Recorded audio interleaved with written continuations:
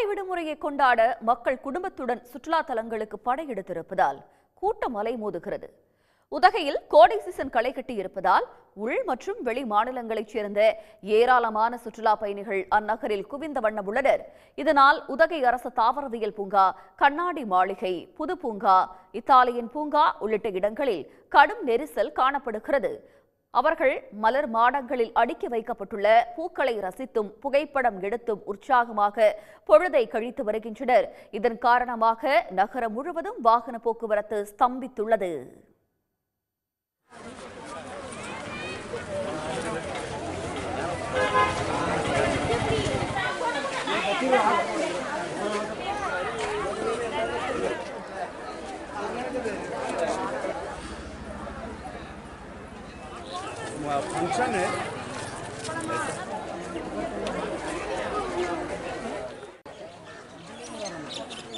உதகை அரசு தாவரவியல் பூங்காவில் வருகின்ற 10ஆம் தேதி மலர் கண்காட்சி நடைபெற இருப்பதால் பூங்கா ஊழியர்கள் அதற்கான ஏற்பாடுகளில் மும்முரமாக ஈடுபட்டிருக்கிறார்கள்.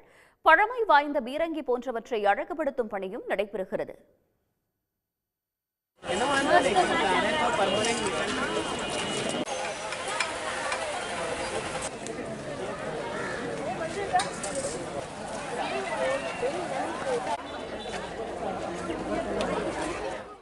இதேபோல கன்னியாகுமரியிலும் சூரிய உதயத்தை காண குவிந்திருந்த கட்டுக்கடங்காத சுற்றுலா பயணிகள் கடலில் குளித்தும் கடல் அலைகளோடு விளையாடியும் உற்சாகமடைந்தனர்.